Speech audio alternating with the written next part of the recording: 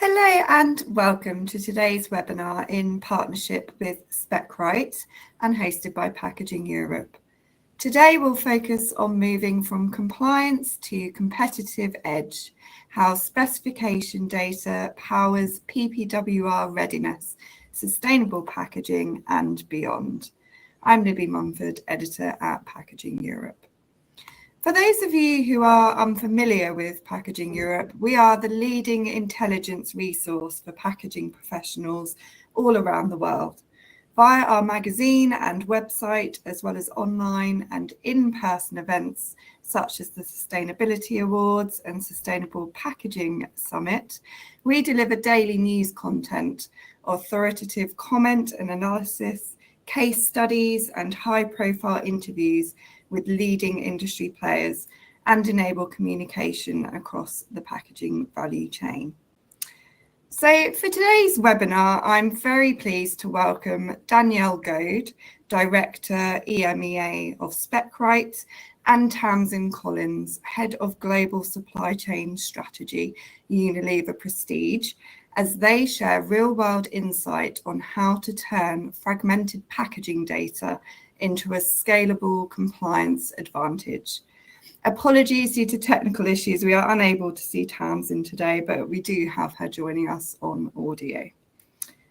So PPWR enforcement starts on the 12th of August 2026. For most organisations, the biggest barrier to compliance isn't intention, it's data. Packaging specifications, material compositions, supplier declarations and regulatory requirements are scattered across spreadsheets, shared drives and disconnected teams.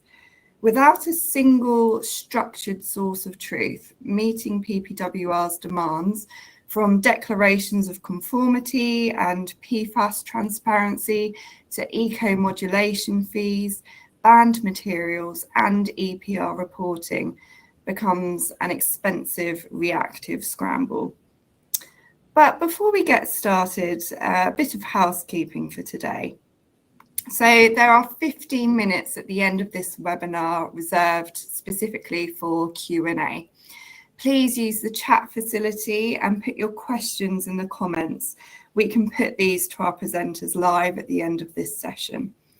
You can do this throughout the entire webinar and we will try to get as many of your questions answered as possible. We will also be running 2 polls throughout this webinar. Please select your answers from the options when prompted. And we also have a survey for you. Please make sure to follow the link to fill it in before leaving the webinar at the end.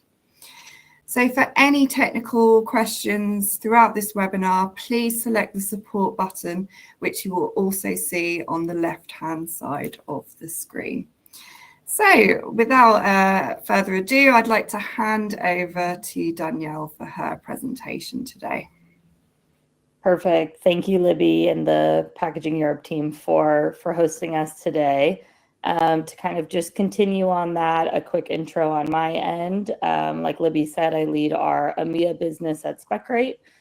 So daily I am in conversations with brands and packaging teams across the UK and Europe who are, navigating exactly what we'll be covering today around PPWR. Previous to Specright, I was in the packaging industry and have been in the spec management space for 8 years.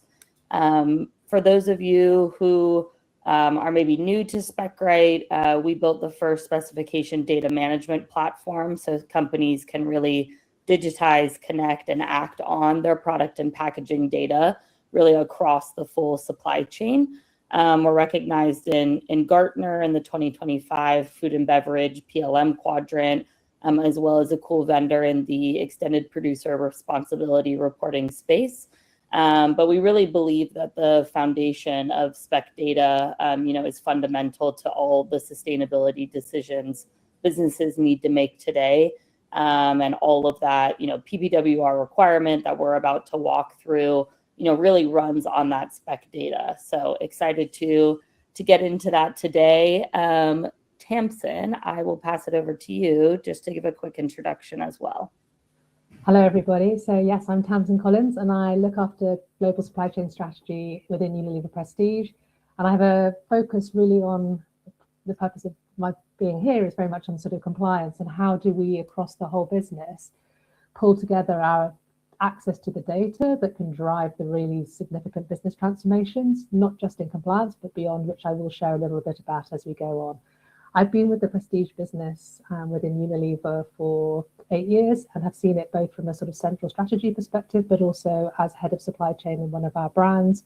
And so know it from the operational side, but also then from this broader strategic perspective on how do we make ourselves fit for purpose for the future. Perfect. Yeah, I'm very excited for Tamsin to share her kind of story and their transformation a little bit later. So let's get into it. I think for today, I wanted to start, with some stats around, Gartner. I think many of you probably see these at sustainability events if you, attend those across the EU. But kind of the pattern I think we are starting to see is more and more consistent. In 2025, they were claiming around 90% of public sustainable packaging commitments wouldn't be met. But as regulations and goals change, it is hard for businesses to balance the cost, the sustainability, and the data infrastructure kind of needed to benchmark all of this. So Gartner also put out predictions that by 2028, 3/4 of organizations that with the voluntary kind of sustainability targets will abandon those in favor of kind of the mandatory legislation. And so again, I think kind of just the direction is clear, kind of the voluntary commitments are being replaced by legal requirements, and with PPWR being one of the most kind of significant ones for, anybody operating in the EU market, but it will likely have a lot of influence as well on global regulations as we look ahead.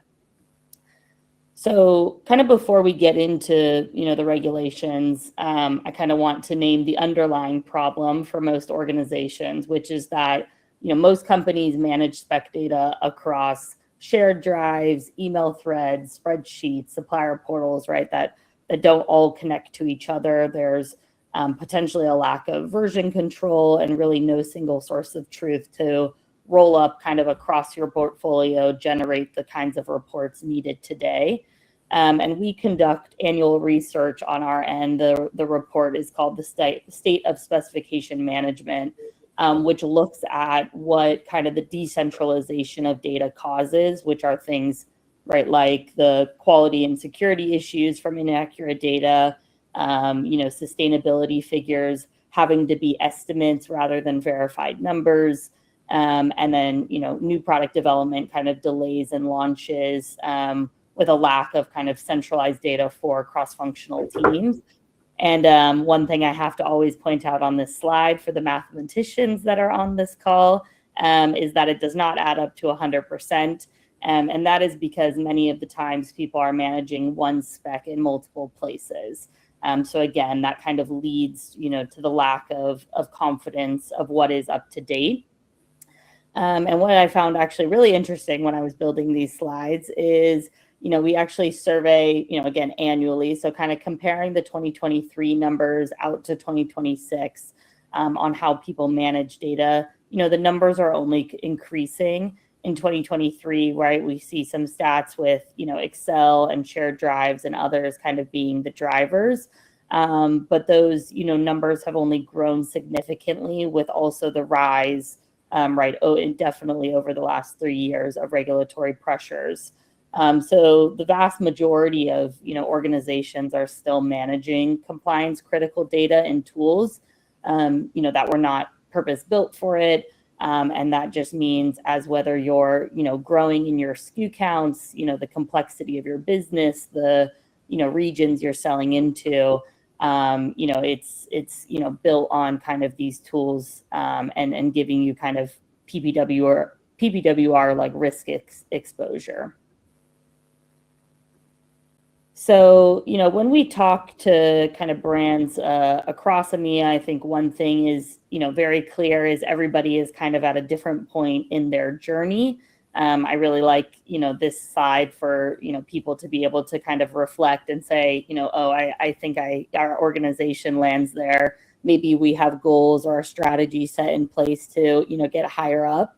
But the fact of the matter is many people, that we're talking to are kind of in that, starting or improving state, and are trying to kind of get to, SKU level or year over year kind of visibility. But, what kind of unites everyone is, I think there is, more data or more granular rich data that they're trying to move to, on a higher step to really kind of start to optimize or move into a intelligent way.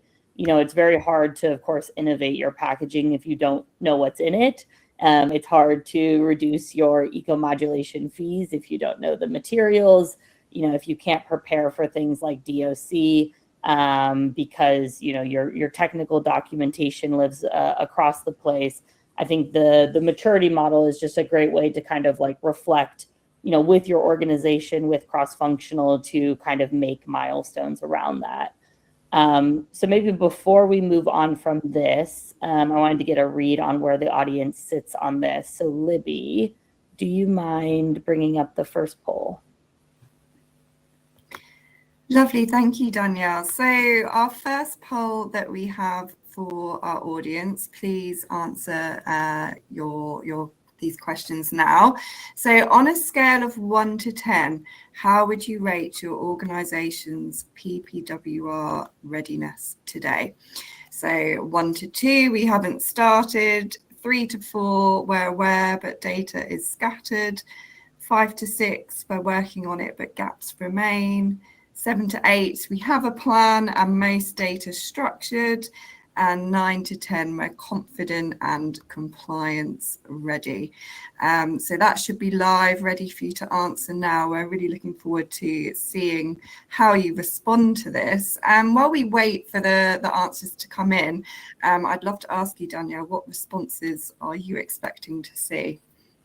I think maybe matching these up to the maturity model, essentially, because there is 5. I think I would anticipate a lot between like the 3 to 6 kind of range of confidence. Again, kind of in the starting and improving. Like, I think now, with the regulation looking 5 years out, specifically PPWR, I think there are a lot of organizations, right, doing the work organizationally to like, put in the right teams, maybe put the right people in. But I know, a lot of teams are still struggling with either resources or being even able to, right, like communicate this up to board of the importance, right, to be able to get the buy-in for it. So I think people, it's not a lack of aspiration, right, or wanting to do, but I think it is a, a big transformation that businesses are going through. Thank you, Danielle. And let's see the results. What do you make of these, Danielle? So interestingly, we've got 53% answering 5 to 6, 26% on 3 to 4. Yeah, I think, again, very similar to kind of the starting or improving kind of stage where, people are looking to work on it, but want, to enrich their data further. Mm-hmm. Perfect. Well, then let me go ahead forward. So, we've touched on it, but obviously the regulatory landscape has, changed materially in the recent years, and it is, only growing. And I'm not going to go kind of deep on every regulation on this slide. But I want to highlight, obviously, the pressures that I know a lot of you are all feeling in this space and having to navigate, whether that's the tax regimes, it's producer responsibility schemes, it's corporate disclosure, right? It's global commitments. Packaging teams are often navigating all of this at once. And definitely what I found in, a lot of my conversations is depending on the size of the organization, sometimes you are getting regulatory compliance legal people to support you. Some organizations are putting, this responsibility on packaging engineers to start doing kind of some of this research and really own this space. So, I think, it is definitely a lot to navigate and take on and things like this, or, other kind of Packaging Europe or webinars are great places to learn. But obviously today, the one that we are most focused on is PPWR, and this is in this conversation, and it is really the most comprehensive and most, operationally complex, packaging kind of piece legislation that, the EU market has seen, and let alone kind of globally. Things like design rules, labeling, EPR, it touches kind of every part of packaging that you both, develop and report on. And I think, again, kind of what underpins all of that is really your structured, verified data.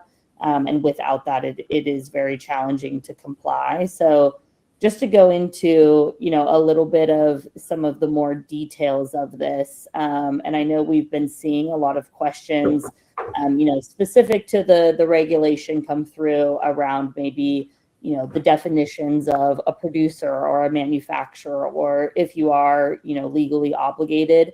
I would say, Specright is in the SaaS and technology data space.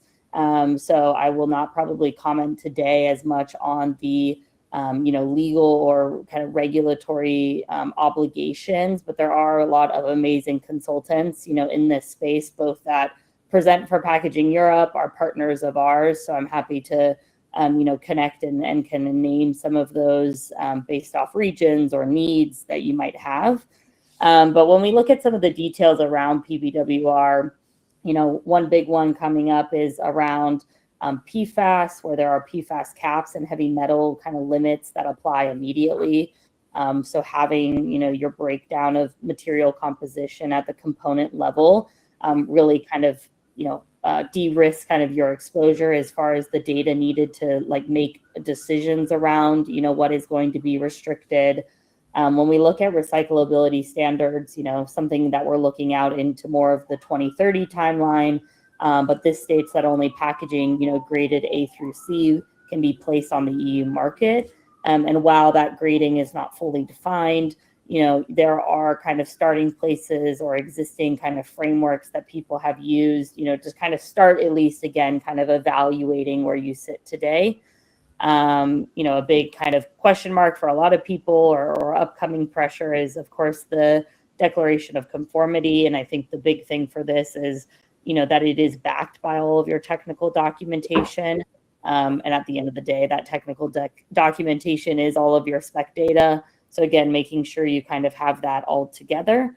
And then maybe one more I'll touch on is the reuse and minimization. I found it really interesting. I sat on the Packaging Europe webinar on Tuesday around building a business case, which I think is, extremely important for teams to be considering.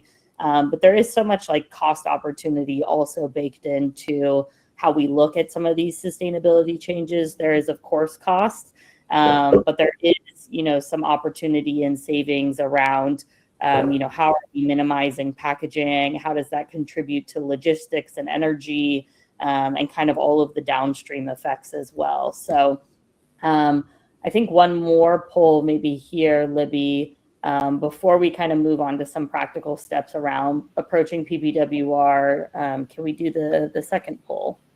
Of course, yes. So please answer to these questions to the audience. What is your biggest packaging compliance challenge right now?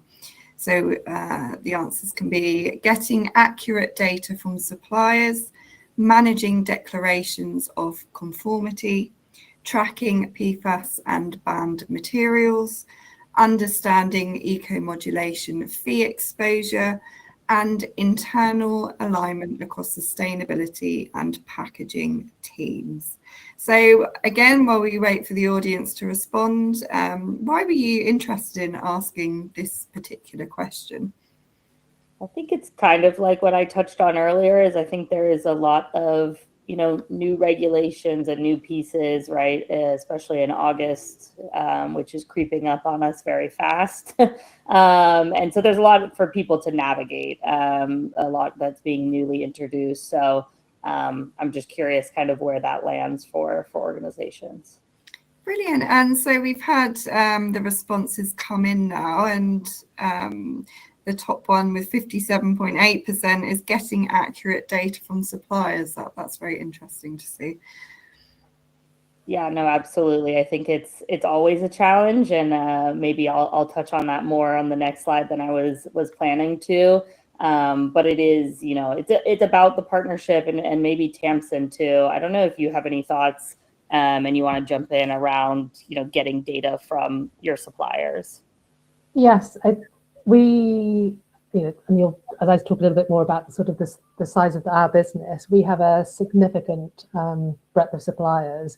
And so what we've really been doing is focusing on those ones that we know are our strategic ones, that we have the strongest relationship, and the ones that we get our biggest range of packaging on, and really starting with them, because as I'll talk a little bit later, is that's part of the strategy that we've applied to getting ready for PPWR, and particularly with the DOCs, is we recognize that there isn't that much time and we can't do absolutely everything. So we need to, you know, take a risk-based approach as to how do we do that. And we're doing that both on looking at the products, but also looking at our suppliers.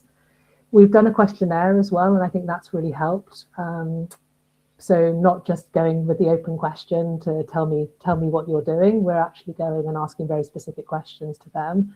So that's helping us get a better quality of response back. And I think that's something that, you know, could be applied to any industries impacted by this. Perfect. So a few more slides, and then I'll pass it over to Tamsin's story. But I guess, yeah, just kind of further going on that question, right? These are some very practical steps, right, that probably many of you have already started, hopefully taking in the months leading up to this kind of August change. A lot is around, how do I collect the data? How do I evaluate that data? And then what changes do I, of course, need to make?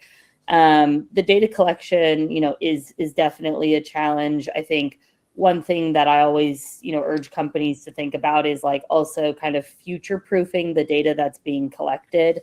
You know, PPWR now spans for 5 years. You're also dealing with probably carbon emissions and other kind of factors. It is a big lift, right, for your partners and your suppliers to respond to you, but it's also kind of part of the, you know, obligation and, again, partnership of working together. So I think, you know, finding ways to kind of efficiently reach out to them, you know, like Tamsin is saying, in a structured way, almost in a robust way, and kind of knowing, you know, what is required to ask them, what is kind of maybe the nice to haves, acknowledging, right, that they are doing this probably for a lot of their key businesses. I think it is kind of just that balance of giving them a good framework to be able to effectively respond, you know, to you. So, you know, here, you know, I think what's important also is, you know, we're looking to ingest data in Specright or to a spec management system. But I think what is really important when kind of like evaluating, you know, a system and kind of bringing it all together is, how do you work, you know, end to end kind of in that workflow for both packaging and sustainability. You know, most of the teams, right, even to the stat we just saw, 58-ish%, are spending kind of their time chasing data, not necessarily getting to spend that time on innovation or design decisions and supplier partnerships. So our goal is really to kind of give that time back, where one system, you know, has all of the data collaboration needs, approvals and workflows, and even some of the, you know, end reporting. And I think the shift we see kind of when teams run on Specright is moving from a reactive to kind of proactive state.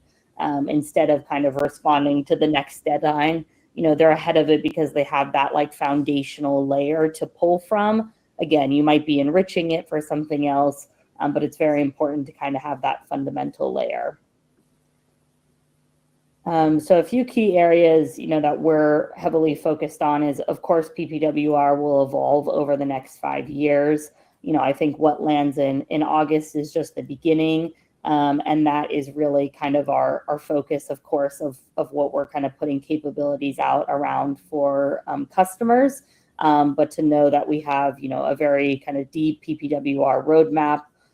Kind of our first, you know, feature is around generating EPR dashboards and EPR reports specific to the PROs. So it will take all of your specification data, and actually format it into the exact template, for example, needed for CTO in France, which will differ from your, UK PRO report.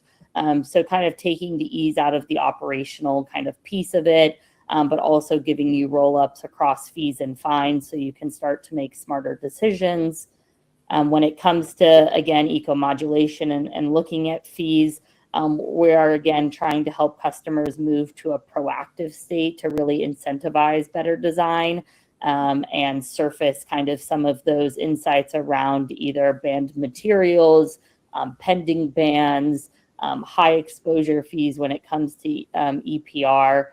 So just by driving kind of some of that, cost transparency, it's really giving you, the ability when you're making design decisions to look at, both the material changes and impact as well as fees. And then, of course, declaration of conformity is a big one, right? The second most voted on one in our poll today. And this is kind of one of the most operational, I would say, or reporting kind of requirements in PPWR. A lot of the other ones are around, again, design, innovation, changes needed. And many of you probably, have had exposure to EPR at some point for, many years. But, DOC will kind of be the new one. And so being able to already have kind of all of your technical documentations and suppliers contributing to it. We have built readiness checklists as well as generate the actual DOC and audit dossier in the platform to be able to monitor what coverage you have. Perfect. And kind of looking ahead, again, kind of off the poll, I think one of the biggest things that we've seen year after year is the question of how do I most effectively get data from suppliers. And I think what has been interesting, being at Specright for 8 years is kind of how this has evolved. We've always been rooted in packaging management. Our founder comes from the packaging space and really actually saw this problem firsthand. He was, on the supply side, wanted a better way to give, data to his customers. And so with that, this kind of aspect of supplier collaboration, supplier data collection has always been, at the forefront for our business.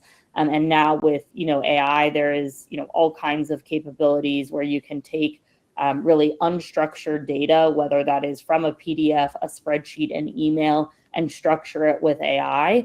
And kind of track and monitor, your outreach and your supplier responsiveness. Because I know a lot of people are just, shooting off emails, hoping to get a response, but don't necessarily have the insights of who has read my email, who has opened it, who is trying to take action.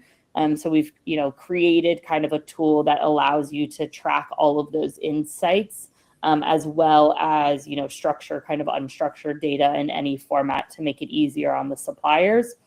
Also kind of looking at AI, agents are, a kind of something that proactively runs in the background, maybe for those that are unfamiliar. It is something that is pre-built to kind of, take on a specific task. So again, in the, aspect of data or gaps in your data, kind of making dashboards and agents to act on that and help you correct, what is in your system. And then lastly, one I'm very excited about is around packaging selection. So looking at intelligent sourcing that evaluate, materials and suppliers kind of against some of your kind of key levers. So a lot of these are not distant roadmap items, which is exciting. A lot of them will be coming out in our next 2 releases that are happening quarterly. So very excited for that. Before I pass it off to Tamsin to walk us through, the Unilever Prestige story, I just wanted to put some numbers up of what, a spec-first approach actually delivers in practice. With a centralized system, our customers really move from that reactive to proactive state. And they have, the data to kind of benchmark against some of these. So Tamsin, with that, I am going to pass it over to you. Fantastic, thanks Danielle. So, I just jumped ahead too much.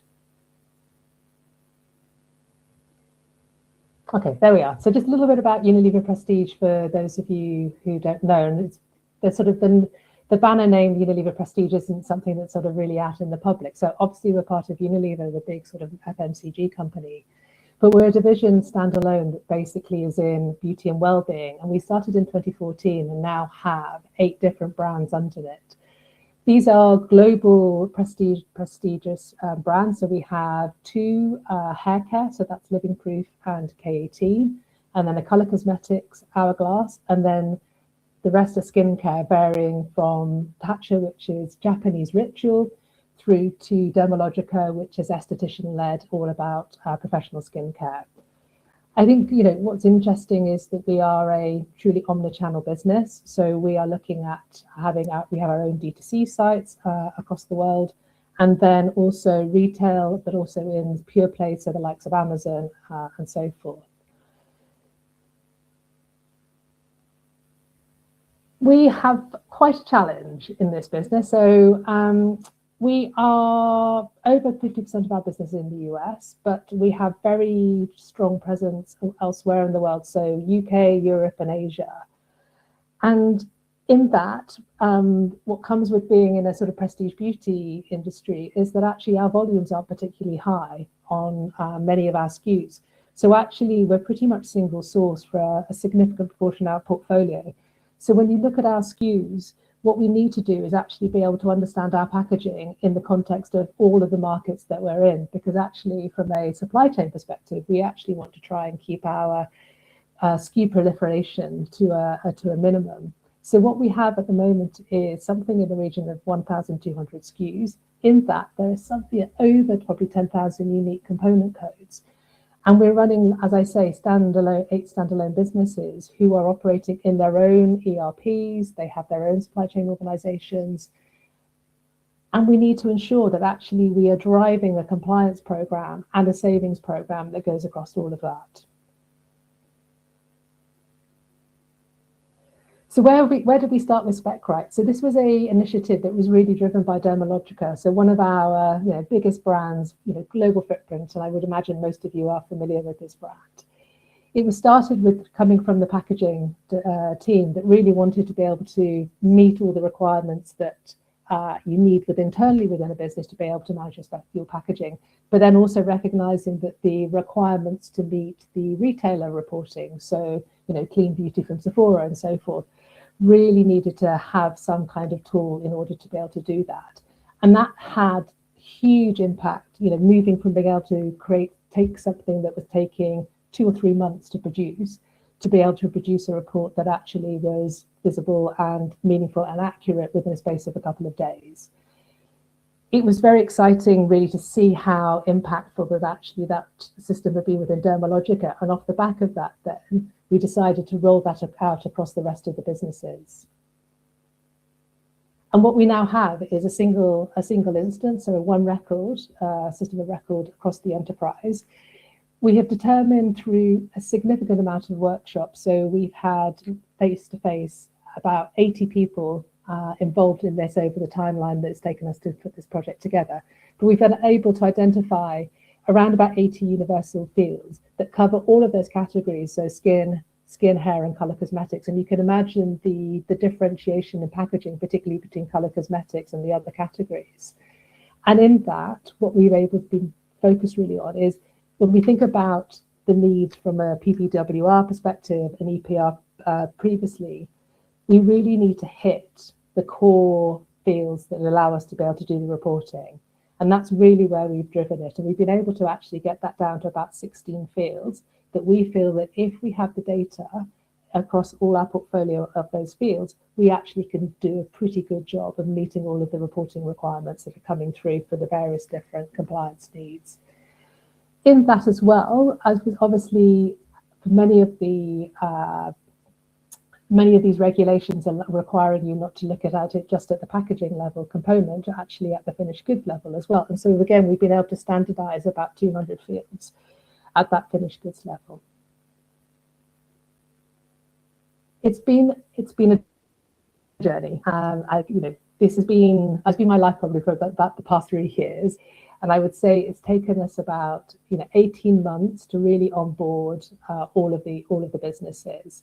But what's been great is that this has been a reiterative process, and with each subsequent implementation of each brand, we've been able to learn and say, actually, does there need to be a tweak in terms of the fields or in terms of like the drop-down menus? Because again, very much of this is about standardizing the language in which way the packaging engineering teams look at a piece of packaging, because there could be ultimately the same piece of packaging, but the way one team is describing it versus another means that actually you're not getting a consistency of data.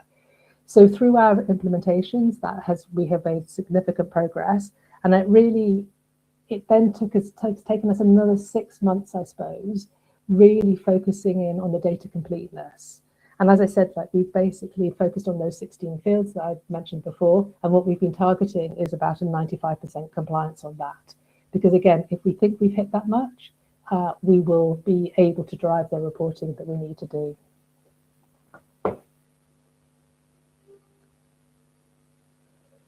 The other thing that we've been doing, which I think is a really massive unlock for us, because as you know, Danielle was saying, is the being able to analyze and really understand what your packaging profile is a massive unlock when you think about the future for how you design your packaging, the modifications you need to make your existing portfolio, but then also your innovation.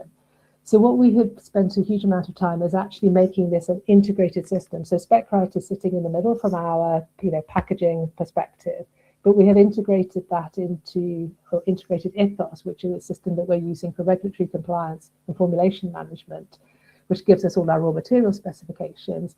And that is being integrated into Specright. So there, from a specification perspective, we can look at it from a finished good perspective. And then the really big unlock that we've achieved over the last sort of 6 to 8 months is this is now actually all going into a data warehouse, where we are then combining that with our sales data and our purchases data from all our EPR systems, that is allowing us actually to generate the reports that we need to do for reporting from a systems perspective, but also then unlocking significant wins in terms of procurement opportunities, so that we're able to actually say how much we spend on particular suppliers and for what particular packaging type, giving us visibility of how much PCR we're buying from various particular suppliers. And that is actually giving us an ability to build much more robust business continuity and risk mitigation plans, and actually drive a substantial amount of savings as well. And I think for me, this is the thing I'm most excited about, because I think this is probably, well, certainly I can say quite proudly within our Unilever organization, I think this is something quite unique, that we're able to look at this in such a holistic level. And what it is giving us is a really, really exciting tool to be able to look at this holistically rather than just piecemeal. So, results so far. As I was saying, this has been a major win for us from a gross margin perspective, and we have seen material savings across a number of core elements of the portfolio. Business continuity, again, now that we understand exactly what are some of the feedstocks that we have going into our packaging, we've been able to actually protect risk of supply. So imagine a number of you will have been exposed to challenges from the Iran war. This is the kind of thing that having the visibility to the level of detail that having a specification system gives you, really gives you a chance to be upfront and mitigate those risks. As you know, there's regulations coming around, responsible partner, supplier piece, so child labour, etc. Again, having the visibility of who you're spending money with, but also then through the specification visibility as to where is your source countries, that also is helping you protecting you against those kinds of regs. But we all know that the specification system is a core operational tool, so I probably don't really need to say much about that. As I've said, we're looking at this holistically, not just at the packaging perspective, but we're looking at it from a raw material perspective as well. Because when you have a single pack going into many parts of the world, we need to understand not just about the packaging regulations, but you also need to understand about the raw material regulations, so that we can actually make sure that the pack is holistically compliant in that market, not just partially compliant. And that goes very much to the piece around the sort of trusted ingredients and contaminants. We have already had huge wins from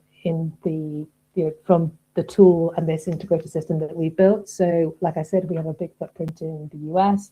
And so this is now driving all of our US EPR reporting.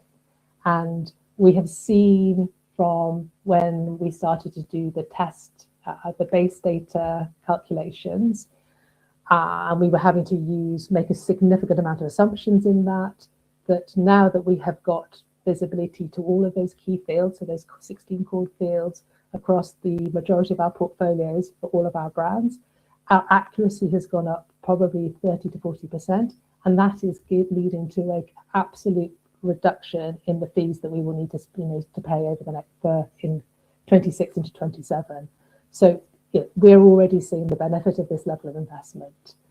And then obviously, as we said about before, being able to anticipate what the impact of the regulations that are coming down the line is going to be super material to one, making sure that you mitigate your fees, but also that you can build these things into your design. So I think that was everything I wanted to cover. So I'll hand back to Libby and Danielle. Perfect. Thank you very much, both of you, for your really interesting presentations, and thank you to our audience for your attention so far.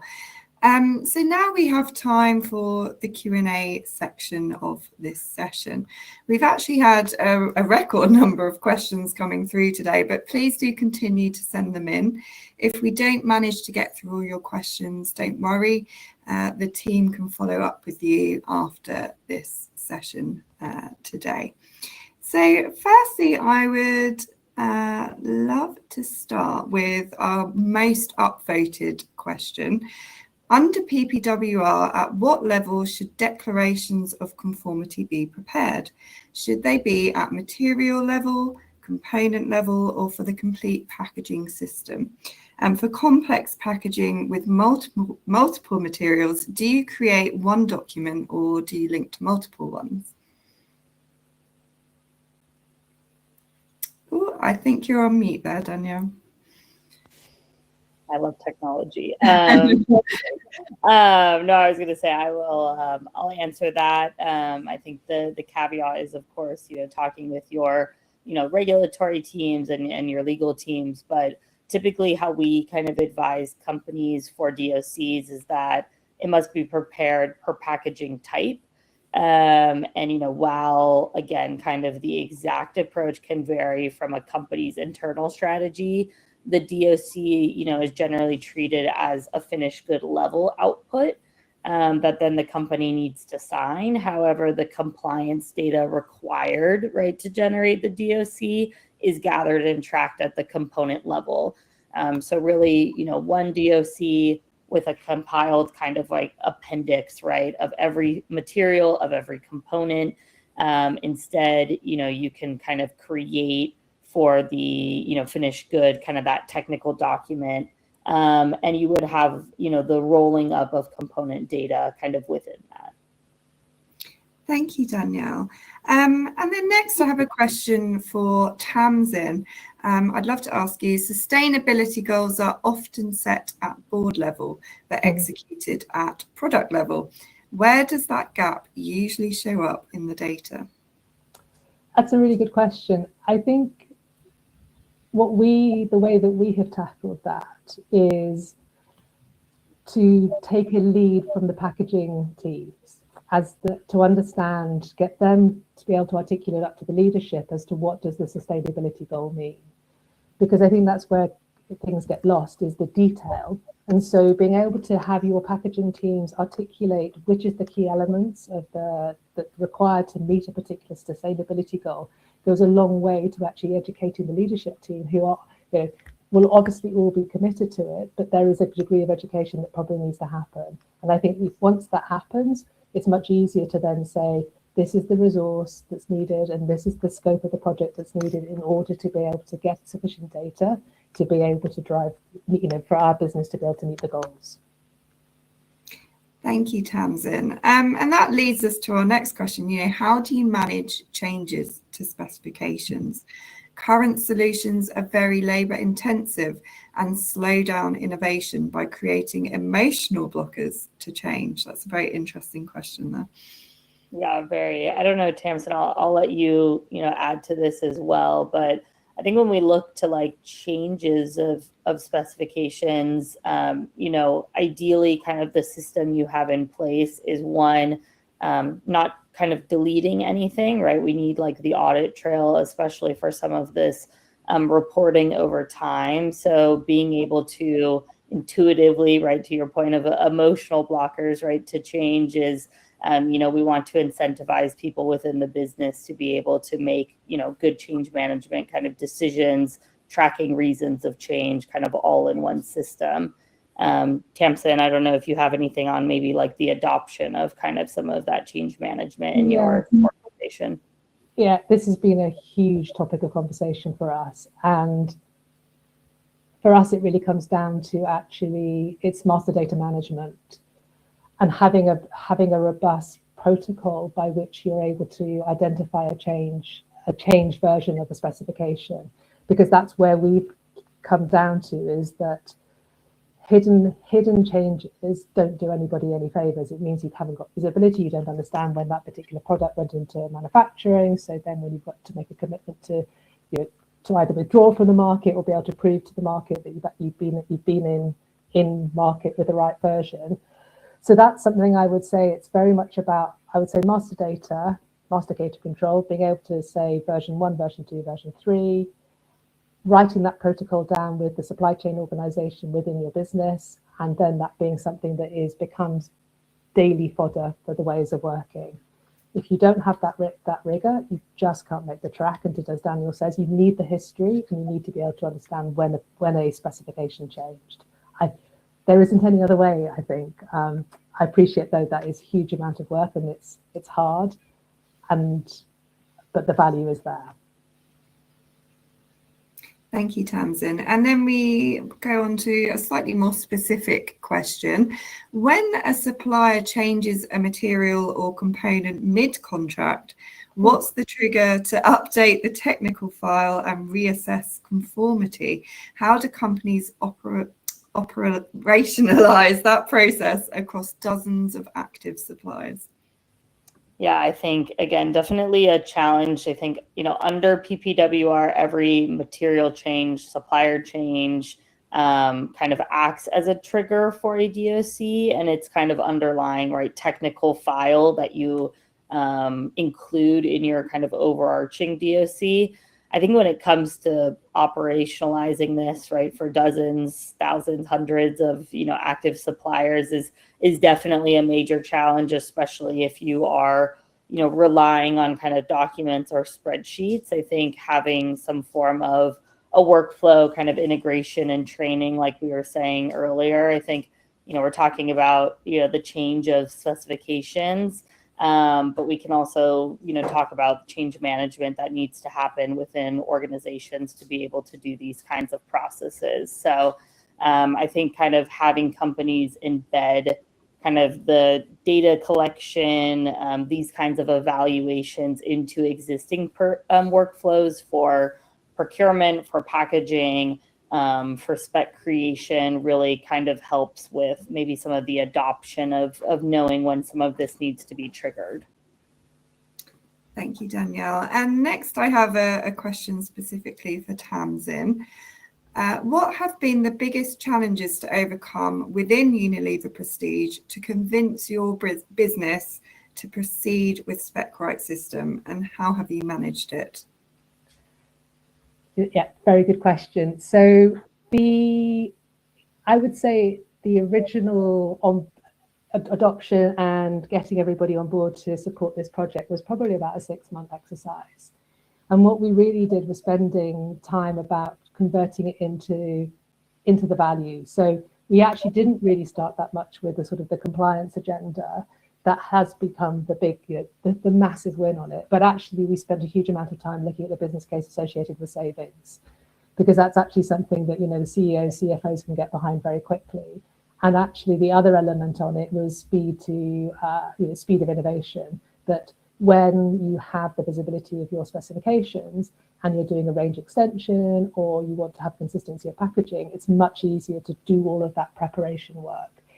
And that's really where we got the buy-in from our leadership teams. And then as we now show them the extent of the capability and what we are getting through now from the value, as I said, like in the US EPR, the savings that we're definitely generating, the story is so much easier. And I think where we are now versus where the world was 3-4 years ago when we started to kick this off, I think it's much easier now to drive the message on a compliance agenda, because there is going to be significantly more data out there that shows that if you don't have accurate packaging data, then what you're always going to be doing, you're going to be overestimating. You're never going to underestimate your exposure.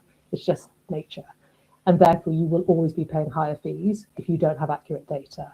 So I think you've got those now, the two pillars. Compliance previously was a little bit hard to justify. It's a no-brainer. Yeah, I think also just to add to it, I know somebody on the webinar that you guys hosted earlier this week talked about also like the cost of inaction or non-action, maybe they said, but I think there's so much to do with, the cost of kind of non-compliance, whether those are the penalties and fees, right? The EPR fees are kind of a separate piece, right, that you're going to have to pay. And then a lot of people talked also about kind of like consumer or even investor expectations. So, that you are moving in a more sustainable direction or communicating, more sustainability forward message with, your packaging, which consumers interact with kind of first and foremost. So I think there is, a lot to be said around the value, a specification system can supply you as kind of the foundation. And then being able to kind of craft that business case, both on the kind of risk side, but also on, the opportunities that are ahead around, again, like minimization, like we touched on earlier, right? That can actually be additive to your business. Thank you both. We still have quite a bit of time to ask some more questions. I'd like to put one to you that's had the most upvotes. We've had 6 upvotes for this particular question. Article 11 requires manufacturers to make technical documentation available to market surveillance authorities within 10 working days. For a company with hundreds of packaging types across multiple suppliers, what does a realistic system for meeting that deadline look like? Yeah, I can give my 2 cents, and Tamsin, if you want to add, you can. But I think for, that it is, that you have 10 days to kind of respond with your DOC in full with the technical documentation that kind of supports that. I think realistically, right, you need to have a system in place that you have confident in kind of your, I would call it like your live data, right? It has all of your up-to-date documentation.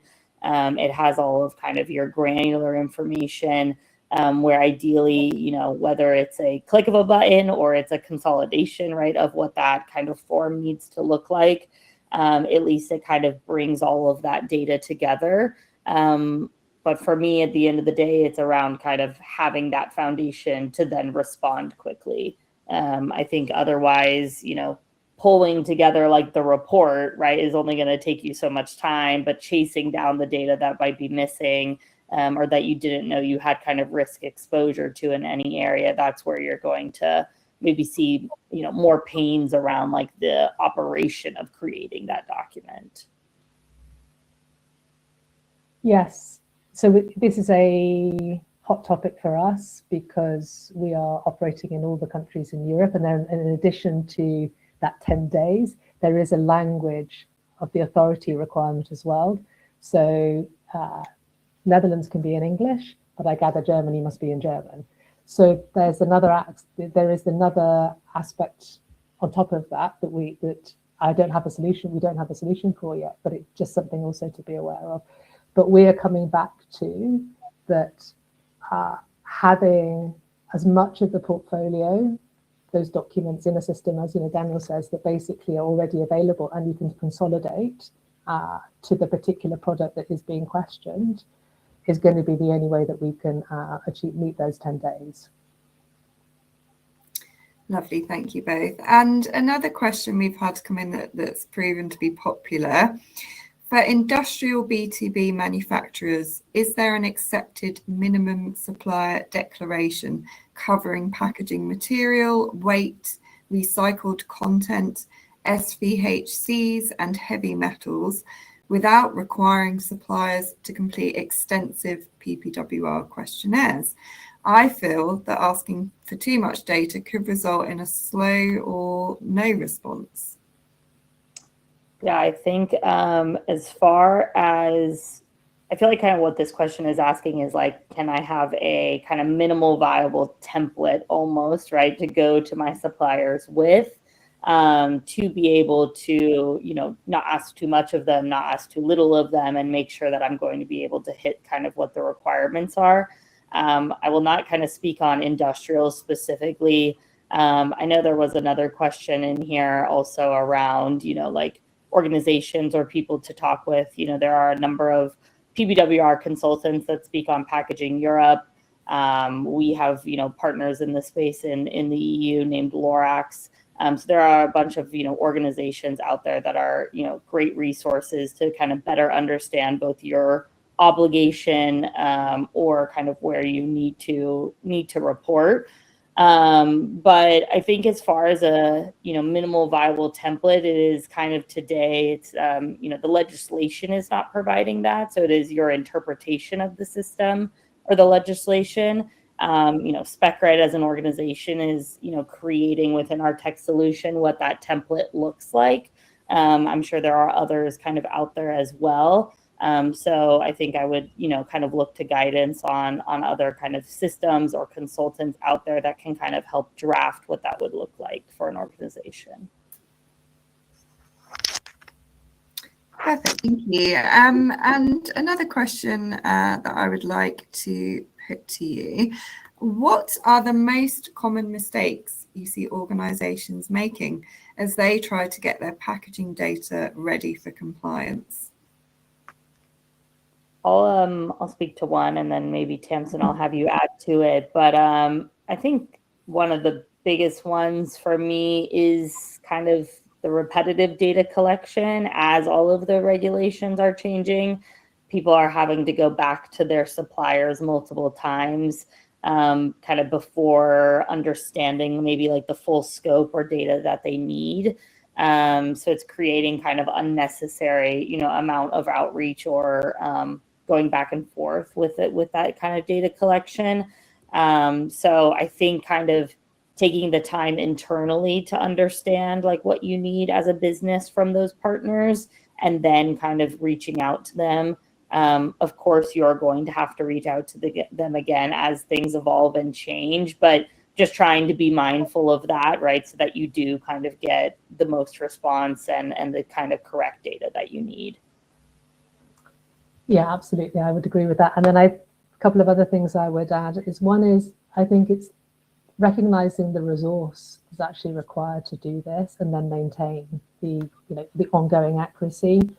So, and I think that comes back to the question around getting the leadership buying into it. It's not just buying into the fact that it's critical for your business success in order to have data on your packaging specifications, but you also need the organization to be able to manage it and then use it.